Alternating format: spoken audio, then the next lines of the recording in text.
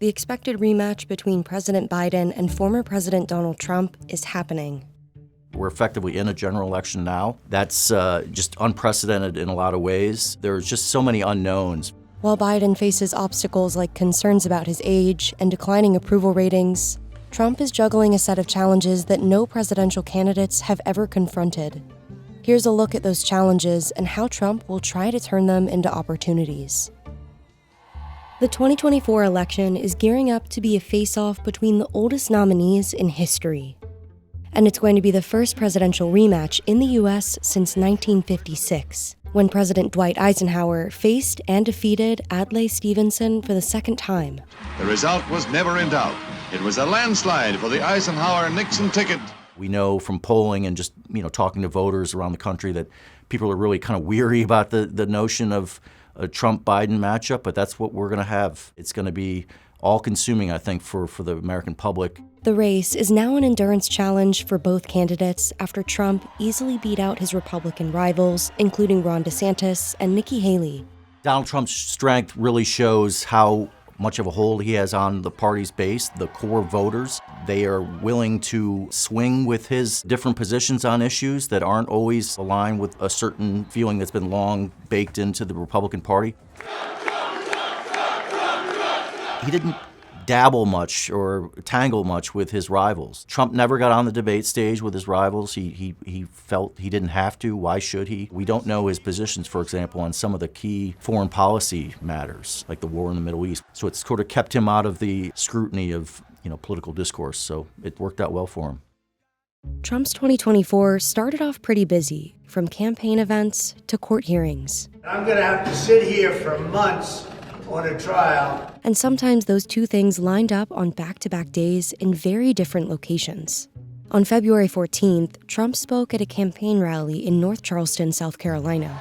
Well, thank you very much, South Carolina, and happy Valentine's Day, everybody. The next day, he was in New York for a hearing over his alleged role in a scheme to pay hush money to a porn star. I'll be here during the day and I'll be campaigning during the night. Trump has tried and has had some success so far marrying the two. Essentially, the campaign and the courtroom are the same. We've seen him when he goes to court, often speaking to reporters, making sure his voice is heard. It's election interference at the highest level. It's a disgrace.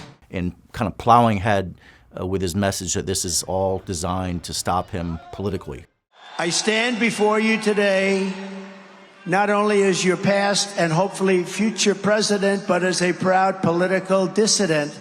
That is going to be more difficult, of course, as these cases really take hold. That's going to start to really eat into his ability to be out there on the campaign trail. The legal trials have also drained his political coffers. In 2023, Trump's campaign spent roughly $50 million on legal fees. And between two New York civil lawsuits plus interest, the former president was ordered to shell out more than $500 million in financial penalties. The spending for Trump on legal fees is a real open question, whether he can sustain the amount of money that he is devoting towards these cases, his lawyers, and defending himself. He does have the ability to raise a lot of money. Every time he's going to court, every time he leaves court, they fire off a campaign email asking for more money, saying that it's not just himself that's being persecuted, but his supporters. He's very good at personalizing what he's undergoing with his own supporters, and a lot of people feel that way, and they give more money. While Trump has performed well in the GOP primaries, some warning signs indicate that voter enthusiasm for his return to the White House appears to be waning. In early state elections in Iowa and New Hampshire, nearly half of primary voters didn't vote for Trump. And when asked how they would feel if he became the nominee, many of the non-Trump voters in New Hampshire said they'd be so dissatisfied that they wouldn't vote for him in the general election. Trump can't afford to lose too many Republican voters. He's trying to pull voters back into his fold and new voters by promising effectively a return to relative economic prosperity that marked his first term until COVID. The downside is that the economy is improving in a lot of ways for Joe Biden. We're going to see a lot of battles over who can sustain this growth that we're seeing. Biden, as the sitting president whose approval ratings continue to drop, has his own challenges ahead. One of Biden's most striking vulnerabilities has come under intense scrutiny after a special counsel report investigating his mishandling of classified documents made several strong claims about his memory.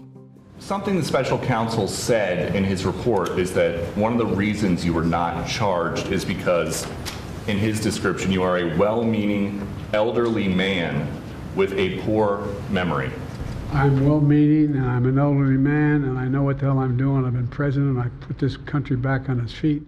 Age and mental acuity is one of the big issues facing Joe Biden and his attempts to win a second term. We see it poll after poll that Americans, Democrats, Republicans, Independents, think he is too old. It's why we've seen such an aggressive attempt by the White House and Democrats to sort of frame it in different ways. I'm absolutely confident, based on his incredible record of success for the country, that he is the right person to lead the country for another 4 years. Age isn't the only concern. More than half of the country thinks Biden's policies during his presidency have hurt more than they've helped. The face-off between Trump and Biden will test the stamina of both candidates and the voters. Polling has shown that a majority of Americans think neither Biden nor Trump should run for president again in 2024. It's going to be a long, long slog, one that a lot of Americans just don't want to happen, but it's happening. It's going to be an unprecedented, wild ride to the finish here, and we're all going to be part of it, whether you want to or not.